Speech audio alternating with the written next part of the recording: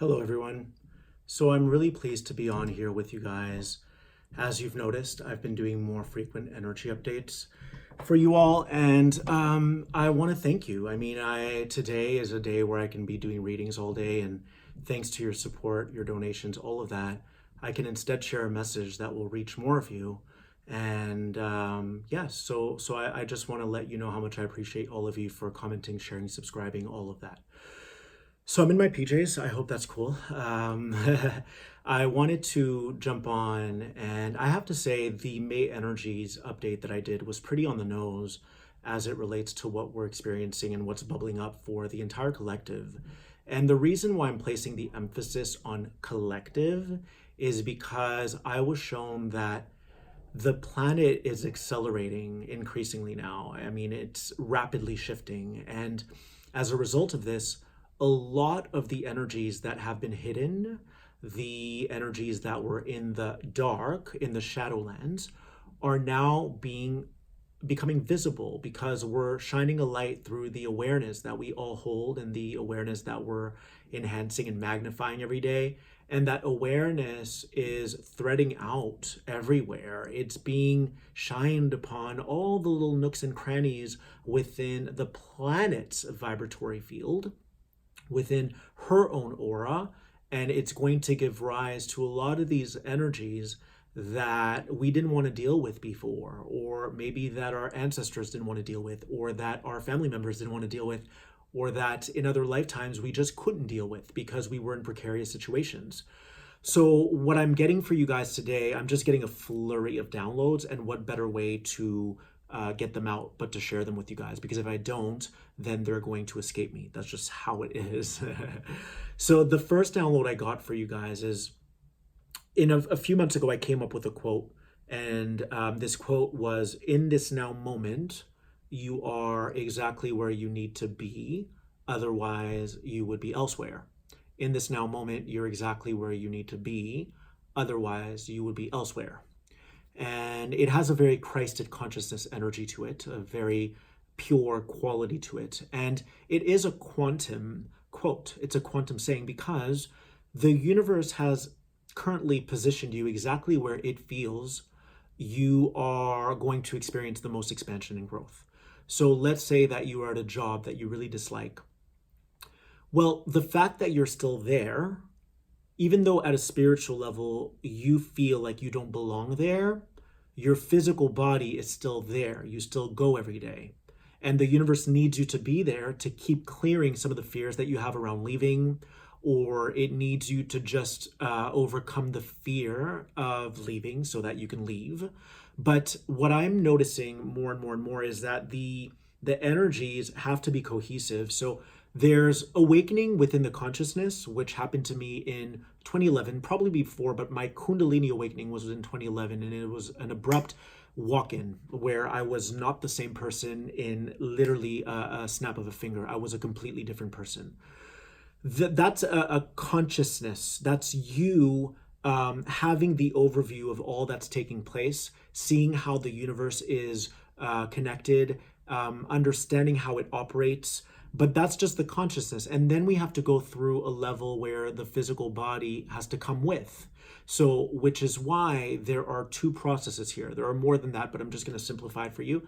There's the consciousness raising, and you having a glimpse into everything, meaning that you may have a moment of utter clarity where you really register how everything in this universe is intermixed, interconnected, how everything is like a puzzle, and without you there is no me, but there could be a me, but that me would be more imbalanced. Like we're all connected, okay?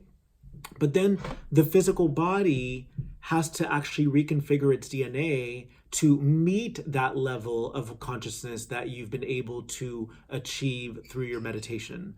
So let's say that you are at a job right now that you really don't like. Just know that you're there for a reason, otherwise you would be elsewhere. If the universe thought that you could benefit or expand through another scenario right now, then you would be there. Does that make sense to you guys?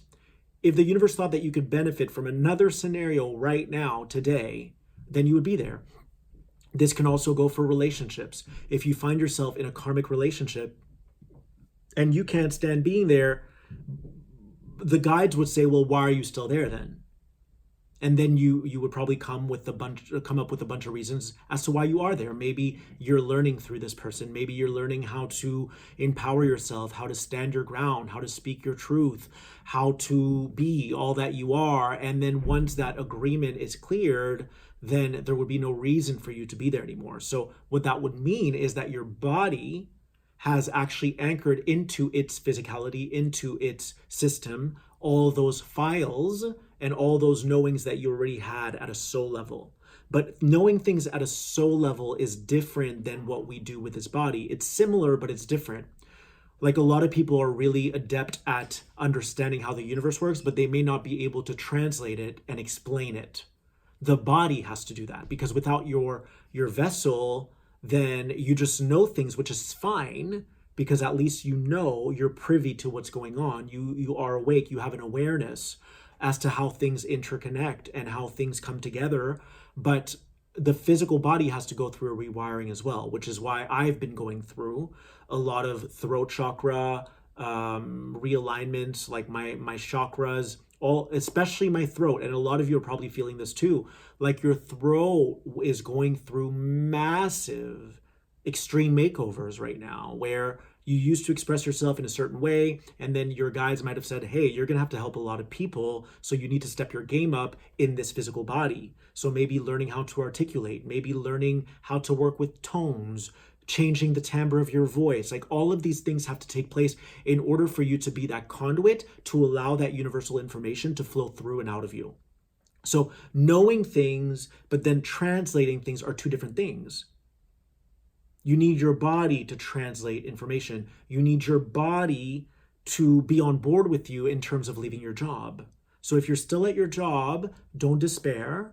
All is well. If you're still in a relationship that is bringing about dissonance in your life, where you're not happy, you're not harmonious, well, you can either leave now and face those fears, or eventually overcome. Like, let's say you're in a relationship, this is just an example, where the man is providing for you financially, or the woman is providing for you financially, and you're afraid of becoming autonomous, you're afraid of making money, you don't know how to do it, so you stay in this relationship even though you love this person, so no one is disregarding that. You can see why this person was placed in your life, because if it wasn't for them, you might be on the street right now. But if your body was on board with you, you wouldn't be there right now. You'd be like, all right, let's go make this money. Let's go become independent. But there's a reason as to why your guides and your angels have placed you there. Does that make sense? There's a reason why you're there. And usually what I found is that there are certain lessons that I need to learn and extract from that situation before I can move on to the next. And the nine are always showing me that there are certain levels, like even in consciousness, even though from a quantum viewpoint, there's no such thing as a level. Everyone is as valuable. So I want to make that super clear. Everyone is equally valuable in this ascension process. No one is above, no one is superior, no one is inferior. But think about this. When you've been a gossiper your entire life, and you air your dirty laundry, and then you hang out with people who are like you, who also like to gossip, and then you think you feel better because you've just vented, or you've just dumped your crap on someone's doorstep, and then you guys meet again tomorrow and you do the same thing over and over again. Once you graduate from that lesson, then you can see who gossips and how they have all these different spirits attached to them. And there's no way that you're going to revert back to who you once were and play in that reality again. So the same goes for the spirit realm. When you are moving into higher and higher states of consciousness, think of it as like there are gatekeepers for every level, even though there isn't. This is just a presentation. It's just a metaphor, which is pretty true. And it's also true to say that there are no levels. But my point is, let's say, think of them as like guardians, or there's like gatekeepers that are standing in front of the door of abundance consciousness, or wizardry consciousness. These are all different realms, you see. And if you're still at a level that is rudimentary, or that's elementary, or that is gossipy or whatever, they're probably not going to let you through that doorway. Because if you're still easily triggered and you still don't have a hold of your mind, how can you expect to work with magic within your mind? In order to learn how to work with magic, magick with a K, in order to work with alchemy, to work with magic, to wield your powers, you really have to assume control of your mind. You also have to have an open heart, because if you don't have an open heart, your ego is going to get inflamed, and then you're going to misuse and abuse the power as opposed to using it for the benefit of everyone, including yourself. But you're serving the collective through this, which is why it's imperative that we learn how to alchemize the divine feminine and divine masculine. And I broke it down in a video yesterday where the divine feminine is like the let go and let God. It's the surrender. It's the relinquishing the control. It's the trust, the faith, the listening to people, lending an ear without rushing anywhere. That's the divine feminine. And when you tune into that frequency, there's a lot of magic there that you'll feel. It's like this swirling, whirling magic that's traversing your body, that's making you feel warm inside. That's magic. There's also magic in being the divine masculine, which is more of an active energy. The sacred masculine can actively meditate, go on walks, spit fire, become a dragon. But all of this is like programmed with intent, where when you set your intention, you're able to shift the grids at both a planetary level and also a cosmic level. So that's more of the divine masculine. In a human sense, the divine masculine is like being supporting to people around you, treating them to dinner, taking care of your family, opening the door for someone. That's the divine masculine. It connects you to a different type of magic, but it's all magic. And when you learn how to work with both of them concurrently, simultaneously, then you can become that wizard. But that takes a lot of mastery, and we're all capable of this because it's who we are. But my point is, like, if you're still gossiping, if you're still participating in very low vibrational energies, it means that you probably have other entities attached to you. And because those higher dimensions are clean, they're kosher, they don't allow things like that, just like you wouldn't allow someone who's toxic anymore because you've already overcome that. Well, why would they let you in, you see? So I know I kind of went all over the place, but we have to learn how to work with our energies. We have to learn how to gain control over the mind. We have to know when to open up the heart. The heart should, I should say, the heart, so fundamentally speaking, the heart should always be open, but we still live in a society where people have agendas and people want from you. You give them a finger, they want the whole hand. So there will be times where you have to be in more of that, I have a boundary around me, and my heart can still be open, having a boundary around me. But to other people, you may be perceived as having a closed heart. Does that make sense? So it's not that you have a closed heart, it's that you're walking in a higher form of love. So your high heart is activated, and your high heart knows when someone is coming from greed, when someone is coming from lack, from insufficiency, when they're trying to take from you. So there's a difference between being in an open heart where you let everyone talk to you all the time, which would be more of a divine feminine. And as long as you don't build resentment and you can feel and connect into that magic, that's all good. But if you've really started to master and balance both polarities of the masculine and the feminine, it's a different realm. It's like that's magic on steroids. So you're operating quantumly now. You're not just saying, oh my God, I'm constantly letting go and letting God and relinquishing my control. That would be one side of the coin. That would be the yin aspect. And then there's the yang, where it's like, oh, if you're too abrasive, if you're too aggressive, if you're too active, if you're always working, that's the masculine, but it's also an imbalance. And that's a very human presentation. I'm talking energetics right now, like knowing when to move the grids, wield your powers is masculine, and then knowing how to receive all the work that you've been doing in hyperspace, learning how to receive that would be more of the feminine. But then you can learn how to work with both of them at the same time. And that's where magic is truly amplified. So my point is, there are gatekeepers when it comes to these different states or levels of consciousness. A dimension is a level of consciousness, and there are millions of dimensions, millions, and they're ever growing. It's an infinite thing. It's an infinite cycle, because even as you're having an epiphany right now, you just created a new dimension, because there's no one else like you in the world, and because your DNA is very unique and you have a very distinguished vibrational signature, then that is going to spawn new creation. It's going to give birth to all these new realities, whether you're aware of it or not. With your new epiphany, everyone that you come into contact with is also going to be changed, and then that ripples. So you can understand how creation is an infinite thing. It never stops. But there are levels. If you're someone who's already overcome your scarcity mindset, then you can see when someone is still afraid of money. But when you were in that scarcity mindset, you couldn't see. You used to talk about how money was hard to come by. So these are all initiation phases. They're all, think of it as like, I call it the galactic shaman, because we're always being initiated by other beings who have already been through this. So from one perspective, you could say none of this is new. Everyone has been through this before.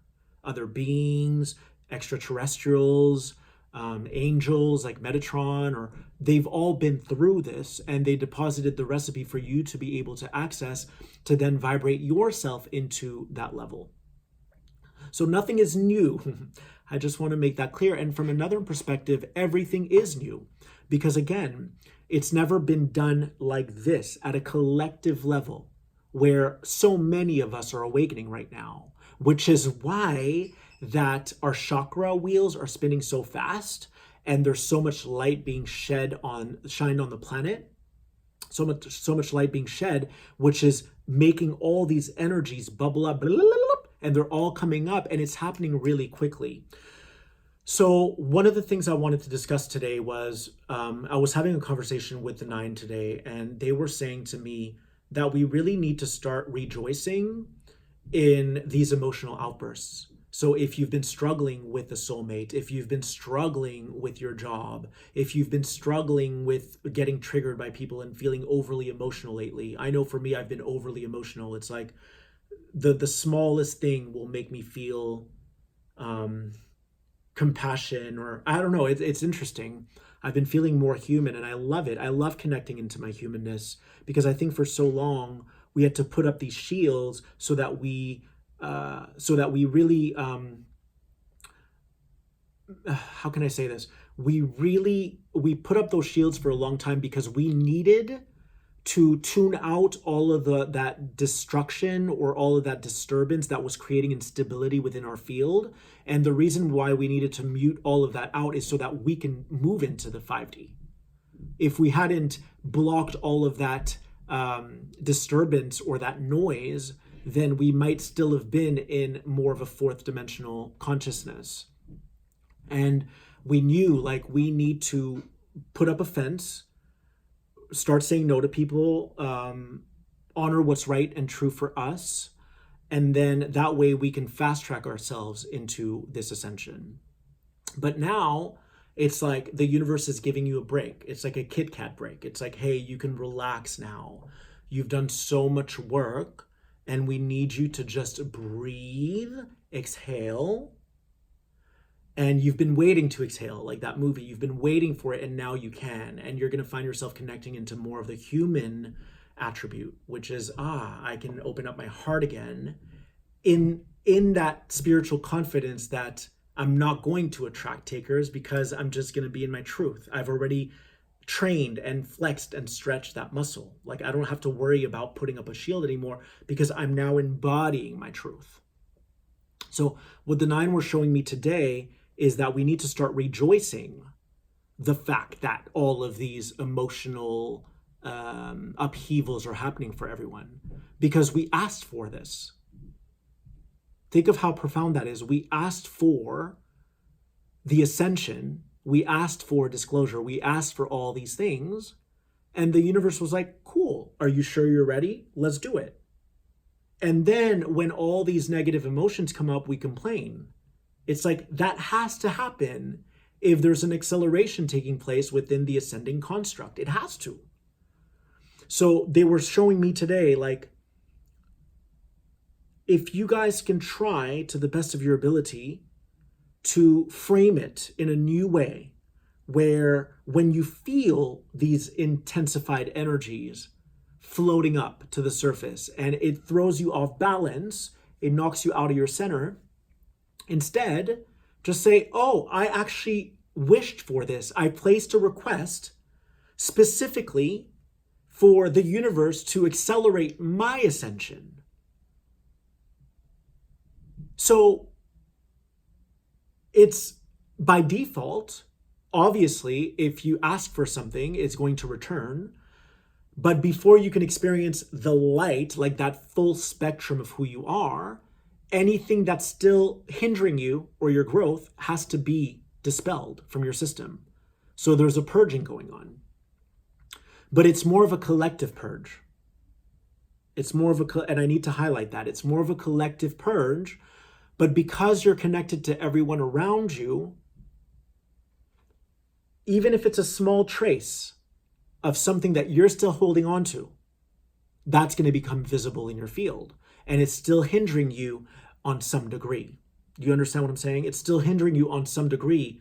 Whether you were aware of it or not, it was still getting in the way of what you're calling in. So what the 9 were saying today is try to rejoice in this. If we're moving and there's a quickening going on within the awakening movement, and all of these starseeds and wayshowers and light workers and grid keepers and gatekeepers and guardians are now awakening, well, obviously, everything is going to multiply by 10 in terms of what we're feeling. Because it isn't like back in the day, like in Lemuria and Atlantis, like where a few people are awake. The Buddhas, the Jesuses, everyone, like so many people have returned already. So many people have returned. People from Atlantis, from Lemuria. But because the entire collective is ready for, there's like an agreement that we all made. Everyone watching this, like we knew each other before we became incarnate. If there was an agreement that was made between all of us that this would be the time, an unprecedented time where all of us would start to wake up, then of course the planet is going to undergo more transformation. And the feelings that you're having are part and parcel of that global awakening. So there's undoubtedly a quickening in the awakening process taking place. You guys can feel it. But those of you who have been doing the work feel like you're above it. And I don't mean that in a condescending way. It's not like that. You've done the work. So you've already initiated yourself in higher states of consciousness. But because new people or newly awakened souls have to now go through everything you went through, and you're still going through what other beings have gone through, by the way, so we're always evolving, you're going to have to hold a space for them. So the Pleiadians, for instance, they've been through what we're going through right now. From one perspective, you could say that they're still participating in it because they love us. So obviously they're going to feel us, or they're going to connect to what we're going through. They may not take it on because they're wise and they've already been through it to where they don't have to revisit that. But they're going through it alongside with us. And we're like their children, and they're guiding us along the way. They're helping us progress ourselves. So now think of yourself as a Pleiadian. And there are other people who are newly awakening. And they're experiencing everything you once experienced, and the volume is turned up. It's new to them, even though it's old. They just don't know that yet, or maybe they do. This is, to them, it's brand new. Oh my God, I'm feeling blissful. Oh my God, I'm feeling euphoric. Oh my God, I'm having a dark night of the soul. Oh my God, I can't handle these energies. They're so heavy duty. They've been there, like you've been there before, and they're experiencing it for the first time. So as a Pleiadian would, you're holding a space for those people to move through those layers. It's like a 7-layer cake. 1 layer, 2 layers, 3 layers, 4 layers, 7 sisters, Pleiadians, that's funny. It's like a 7-layer cake. You're moving beyond these layers, and all of us are. So even with the things that you're tuning into now, with regard to your emotions, guess what? That's another promotion that's happening for you. It's another upgrade that's happening for you. So if we're asking for our evolutionary process to fast track, then why do we complain when we feel these negative emotions? That doesn't make sense. It doesn't compute. Every time something negative happens, it means that something, a higher form of consciousness, shed a light on it. It's like the sun. It's a ray of light. It shed a light on something that was still in the shadow. So if there's negativity, then I rest assure you there's more positivity to come. So the planet is going to go through a great deal of tumult. Everything is going to get shaken up. It has to, because we're all awakening. So every person you come into contact with, every person that you encounter, your energy is allergic. The Kundalini is contagious. I know this because I've seen my family grow, and I haven't even had the desire to talk about the Kundalini because it's been a very sacred process. But purely by having it move through my body and expanding my auric field, that auric field then touches everyone. Even if you're at home alone and you're connected to some collective or some beings that you may not even know, or to family members, your energy is brushing up against everyone from the comfort of your home because you're a giant. Physically, you're not a giant because collectively you agreed to be the same as everyone else. You might be a little taller, you might be a little shorter, but at a spiritual level, so metaphysically, you're a giant of light. And you can reach as far as you want. All right? So there's the message I got today was we need to start treasuring what's happening, because it's never happened like this before, you guys. It's never happened this way, where so many beings are awake, aware, and alive at the same time. The other thing I was shown this morning is that, I'm glad I remembered this because I have so many thoughts and sometimes I'm not able to like compartmentalize them. And then I finish a video, I'm like, I forgot to share that, but it's all good. So the other message I was shown, or I received, was your guides are loving you being single right now. So if you're single, if you're spiritual and you're single, and you're wondering, where is my partner? Where is my twin flame? Where is my soulmate? When am I going to meet them? It may not be just yet in linear time. So in non-linear time, in a non-linear reality, you've already met. So you're going to have that. I promise you. So you're going to have that. The thing is, though, if the universe sees so many of us focusing in on our own evolvement, and there's like this momentum right now, I'm not saying that being in a relationship would get in the way of that, like it would stop that or block that, because you can grow through a relationship. But the message I got is that if you're single and you're watching this right now, if you're not single, this doesn't apply to you. If you're not single and you're in a happy relationship and you guys are conscious together and you are coming into more love, into more acceptance, and into more compassion, and you can feel that energy reverberating out into the cosmos, then fantastic. If you're single, your guides are loving you being single right now because you're contributing to so many other beings, to the entire grid, to every other person that is embodied now and will incarnate when you're already gone. And you're even sending all of your growth back along the lines of time. So when other people were alive, like there's no such thing as time from one perspective. And all of the work that you're doing is impacting so many. It's traveling to the Pleiades, it's traveling to Arcturus, it's traveling to your ancestors. That energy is threading back, it's threading forward, it's threading upward, it's threading downward.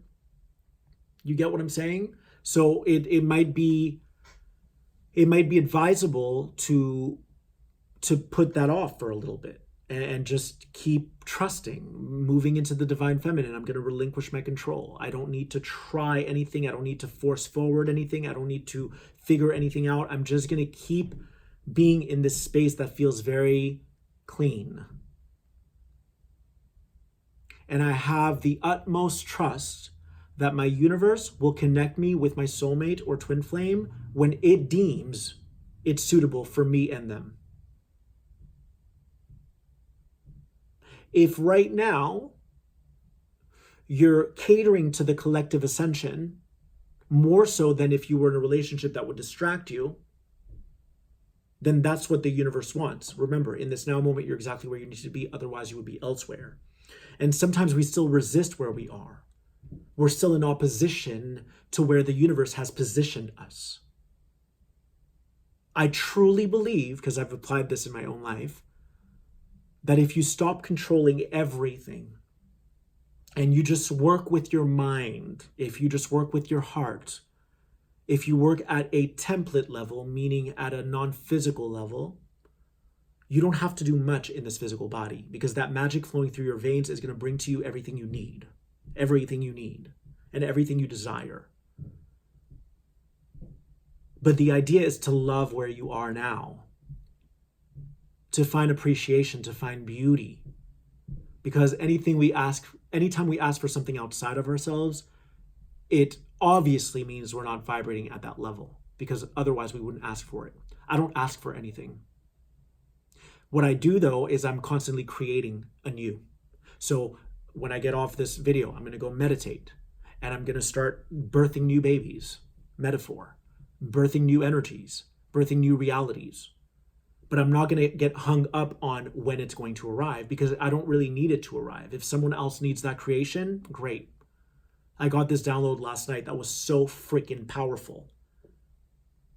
And I realized that I've been doing this, but it never really hit me in that way. Every time I meditate and I give birth to a new baby, almost like being a cosmic surrogate, if you will,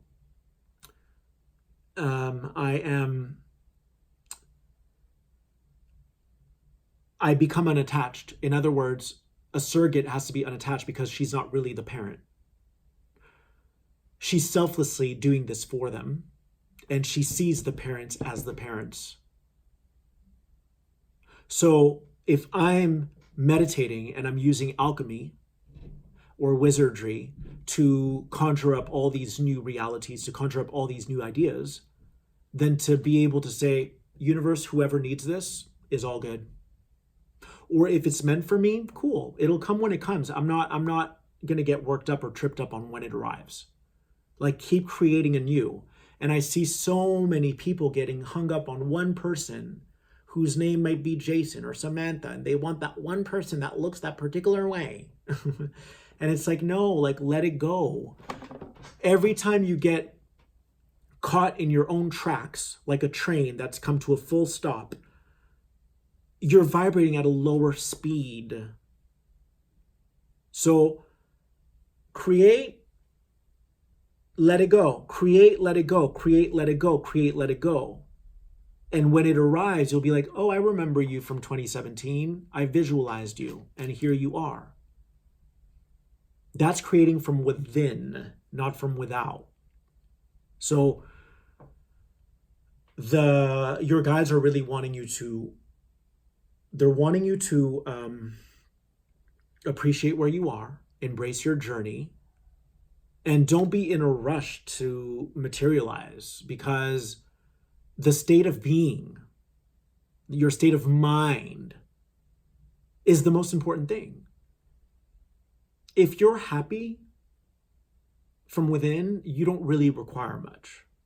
And I know I have to talk about this a lot. It's because it's true. You don't require much because you have access to everything if you just tune in.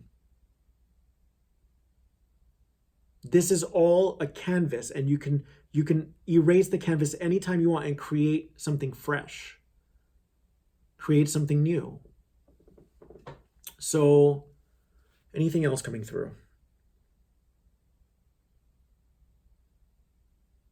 I was saying, okay, in this now moment, we got that down.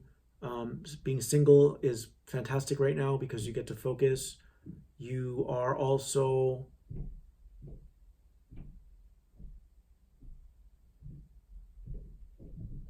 and celebrating the negativity. If you feel any toxicity, if you're missing someone, if you really have that urge to reach out to them, ask yourself, what thought forms are compulsing me to do this right now? Because I'm telling you guys, there are entities out there right now that are roaming this entire planet to find anyone who has a weak point, who has an Achilles heel, to prey on those people. To send flashes of memories of who you should be in touch with right now or who you miss. And then as soon as you pick up that phone, bloop, they take your energy, they attach onto you, or they move on to another host. So be aware of this. These thoughts don't have a name. If you assign a name or a face to these energies that you're feeling, you're still operating within more of a third or fourth dimensional container. Okay? We're changing the contents here within your entire DNA structure. All the contents. The dense energies, the dense material, the dense beliefs, the limiting programs. We're changing all of that now. So don't automatically associate what you're feeling to a name, a place, a face.